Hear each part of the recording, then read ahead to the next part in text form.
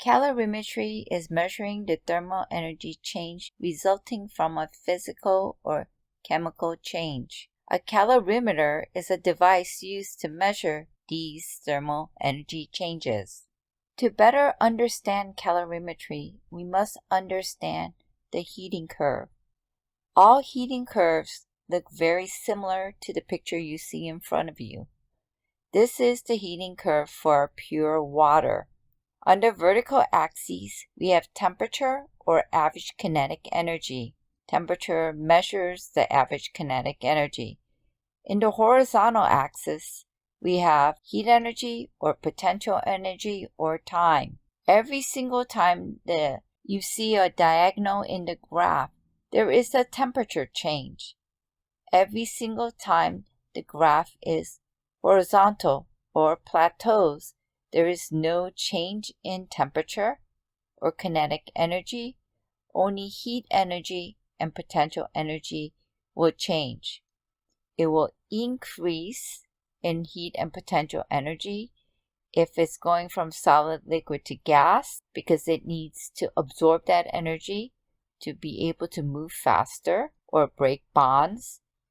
It will lose heat energy or potential energy if it's going from gas to liquid to solid, so the molecules get closer together and bonds form. The first plateau line right here is the melting point or the freezing point. It occurs at 0 degrees Celsius for water.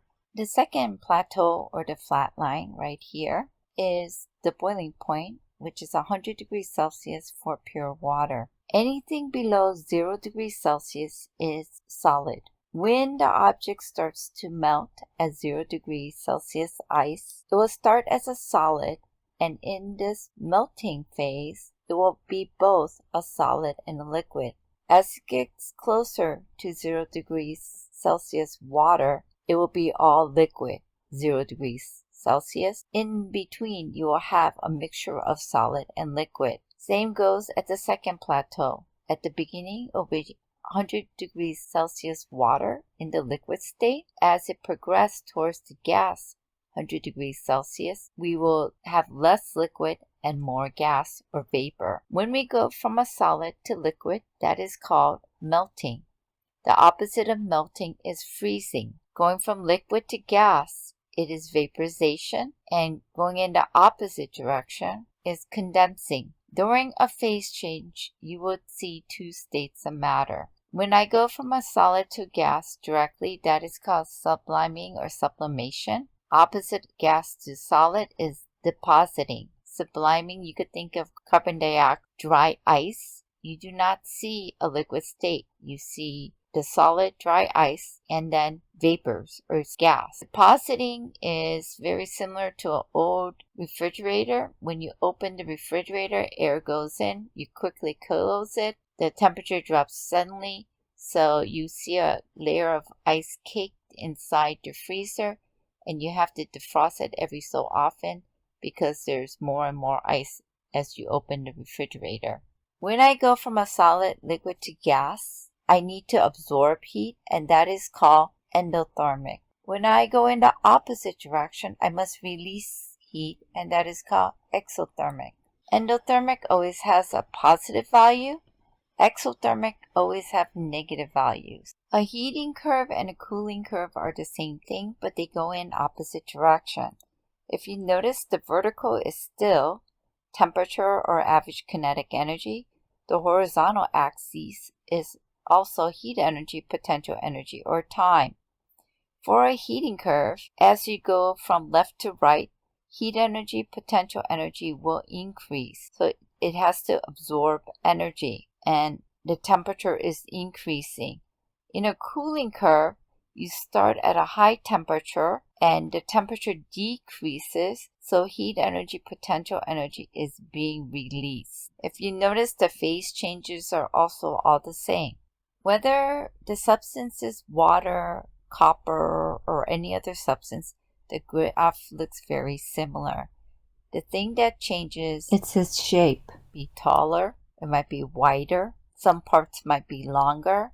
Melting, boiling, freezing points will be different. In addition, the formula used for each of these substances are the same. Whenever there's a temperature change, we will always use Q equals mc delta T. If you notice, that is at the diagonal. When there is no temperature change, we are at the plateau. This is either the melting freezing or the boiling point. A phase change is occurring. We will use Q is equal to MHF or Q is equal to MHV. The formula that we use when there's a temperature change is Q equals mc delta T, in which Q represents heat in joules or calories, M is mass, which can be in grams, sometimes it will be in moles and you have to convert it.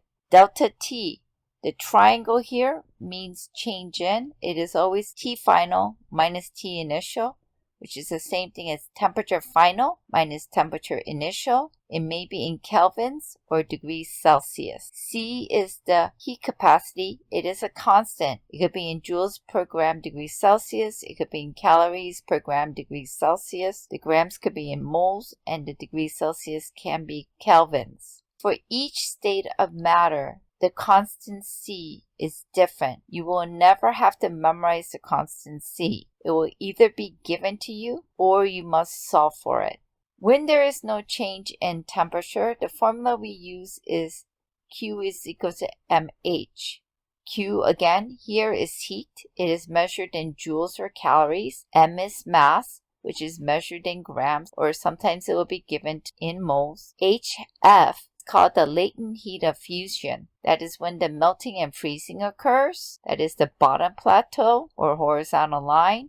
HV is the latent heat of vaporization. This is where the vaporization and the condensing is occurring, and that is the top plateau or flat line. And HF and HV are also constants. You do not have to memorize them. They will be given to you or you will be solving for it. So in general, every substance will have 5 different constants.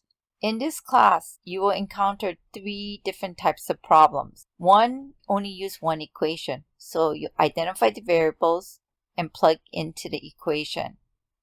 The second type is Q hot equals Q cold, in which the energy released from the hot substance will be absorbed by the cold substance. And then the third one is when one substance undergoes multiple changes in states of matter. Joules, calorie, food calories. Joule is the SI unit in the metric system. It measures heat energy or any type of energy. It is used pretty much throughout the whole world. If you look at labels in Europe, the food labels are in joules. Calories, what we use in the United States, it measures energy. 1 calorie is equal to 4.184 joules. When we read the label in the United States, we don't read calories, but we read food calories. 1 food calorie is equal to 1,000 calories. So if you read a label and it says 100 calories per serving, it is 100 times 1,000. So it's 100,000 calories. Or the other way is a food calorie is a kilocalorie. This is the first type of calorimetry problems you will get. Usually involves one equation. First thing you want to do is identify your variables. How much heat, so we know we're looking for heat, symbol for heat is Q, is added to 8.21 grams. If you don't know what 8.21 is, look at the unit. The units are in grams and you know that measures mass. M is equal to 8.21 grams. Sample of gold to increase its temperature by 6.2 degrees Celsius. So that tells you that the temperature, delta T, because it's increased by 6.2 degrees Celsius. They also give you the heat constant for gold, and that is given as 0.13 joules per gram degrees Celsius. So the only formula that you know that has all these variables is equal to Q is equal to mc delta T. And we know it's going to include temperature because temperature is given. After you write your equation, you're going to plug in your numbers. The mass is 8.21 grams. C is given as 0.13 joules per gram degrees Celsius. Temperature is given as 6.2 degrees Celsius. So now do your math. You should get approximately 6.617. And we can look at our units. We have a gram on top, a gram on bottom. That cancels out. We have a degree Celsius on bottom, a degree Celsius on top. So we are left with joules, which is the units for heat energy. Pause the video, try example 2 on your own, and then check your answer. Remember, identify the variables first. In number 2, we are looking for the heat constant of aluminum. So that means we are looking for C. It says the temperature of a 28.4 gram. Again, if you don't know what that is, look at the unit. Grams measures mass, so M is equal to 28.4 grams. Is increased by 8.1 degrees Celsius. So that is temperature, or change in temperature, which is 8.1 degrees Celsius, when 207 joules of heat is added. Joules measure heat, so that is your Q. So the only equation with all of these variables is Q is equal to mc delta T. If you are struggling with math, isolate the variable first before you plug in.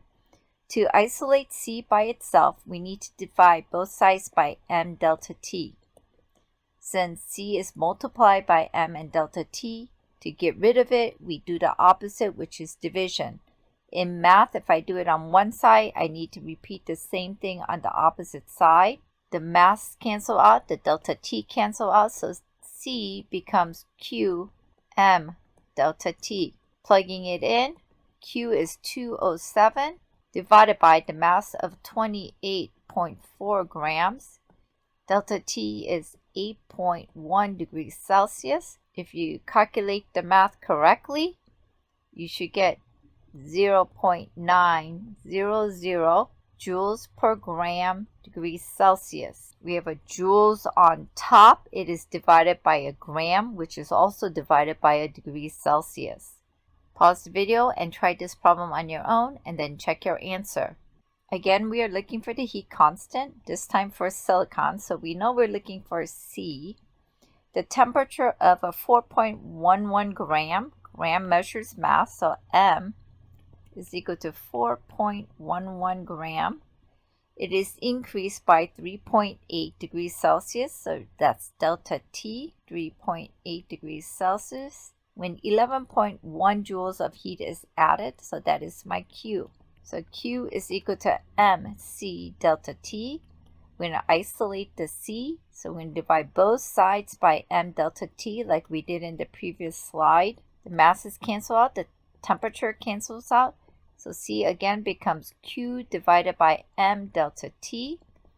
Now we're going to plug in. Q is 11.1 joules. M is 4.11 gram divided by 3.8 degrees Celsius. You should get 0.711 joules per gram degrees Celsius.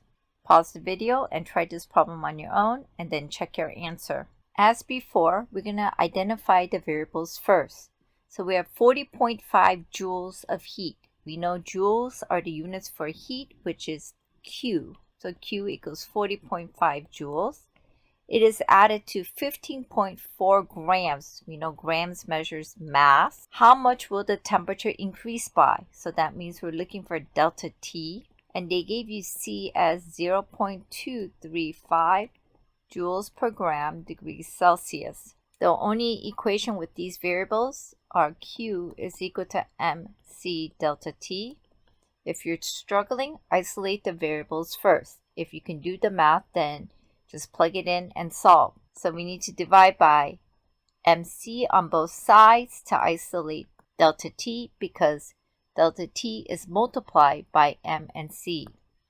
The mc's cancel out, so delta T becomes Q divided by mass times the constant.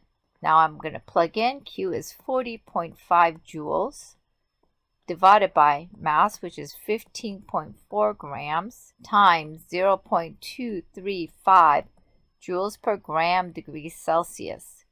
This is equal to 11.191. Looking at units, we have a joules on top, a joules on bottom, so that cancels out. And in the denominator, we have a grams on top. And in the denominator on the bottom, there's a gram, so that cancels out. Since the degrees Celsius is in the denominator, but on the bottom of the denominator, it goes up. So this is degrees Celsius.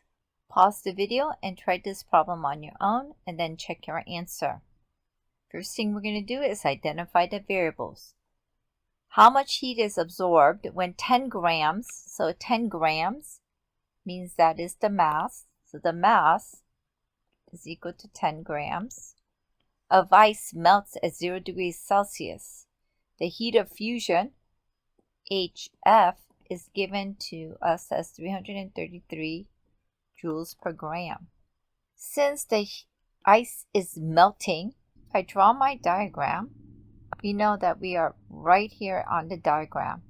And that is a phase change. When a phase change occurs, there is no temperature change. So we cannot use Q equals mc delta T. When we found out our variables, we only had MHF. So the equation we're going to use is Q is equal to MHF, the heat of fusion. I plug in 10 grams times 333 joules per gram. The grams cancel out, so there's no conversion. We do our multiplication, so that's 3,330 joules. How much heat is released? So here we absorb, here we're releasing. So I'm going to identify variables again. Since it's freezing, we are still at the same location right here. So we know that our equation is going to be the same. So in order to do that, we have mass and we have HF. The HF is still going to be the same. Why? We are at the same location. The heat of fusion is the same when you're melting and freezing. What happens is when you are melting, you're going to absorb that heat. When you are freezing, you're going to release that heat. So my Q is still equal to MHF. But the mass is not given in grams, but is given in moles. We learned in class that 1 mole of H2O is equal to 18.02 grams of H2O. So we need to do a little dimensional analysis. So we're going to start with 15.0 moles. Moles have to cancel out. We have 1 mole in front, so this is going to be 1 mole. And on top is going to be 18.02 grams. That's going to be multiplied by 333 joules per gram. The moles cancel out, the grams cancel out, and when you multiply it, the units will be in joules. So this is going to equal to 90,009.9 joules. Pause the video and try this problem on your own and then check your answer. For 6, we are finding the energy it takes to vaporize. So when we are vaporizing, and if I draw my sketch of the graph, the heating curve, vaporization occurs right here. Since there is no temperature change, we know our equation is going to be Q is equal to MHV here because it's heat of vaporization. So we have 30 moles, but our heat of vaporization is given in joules per gram, so we need to convert our moles into grams using molar mass, in which 1 mole of water is equal to 18.02 grams of water. So this is going to equal to 300 moles, and moles. So diagonals have to be the same. The number in front of mole is 1. And what's left over is 1802. These are equivalent, so they're equal to each other. Multiplied by the heat of vaporization, which is 2,260 joules per gram. The moles cancel out, the grams cancel out, and your final answer will be in joules. This is equal to 12,217,516, or you could write this in scientific notation, 1.222 times 10 to the 7th, positive 7th, because it's a big number, joules. In the second problem, it says how many grams of water condense. We are condensing, so we are at the same location where the vaporization occurs from steam. So there is no temperature change. So our equation is still Q is equal to mHV. So when you are vaporizing, you're absorbing, so it's an endothermic process. When you are condensing, you're releasing heat, so it's an exothermic process. We know that it's releasing 43 kilojoules of heat. So that means Q is given as 43 kilojoules. And we're looking for the grams of water. The heat of vaporization is given as 40.6 kilojoules per mole. So the equation we're using is still Q equals mHV. If we're struggling in math, the first thing you want to do is rearrange the math. So we're going to divide both sides by HV to isolate the mass. HV's cancel out on the right side, so mass becomes Q over HV. I'm going to plug this in. This is 43 kilojoules divided by 40.6 kilojoules per mole. This is equal to 1.059. The kilojoules cancel out, but the units are in moles. They want the mass in grams. So now I'm going to use that conversion factor I gave you earlier, which states 1 mole of water equals to 18.02 grams of water. We're going to do dimensional analysis. So 1.059 moles. Diagonals have to be the same, so this bottom has to be moles. The number in front of moles are 1. This is equal to 18.02 grams, which equals to 19.083 grams of water. So these are the simplest types of problems in which you only have one equation. You just need to manipulate the variables to solve for it. In the next video, we'll do the second type of calorimetry problems that you will encounter.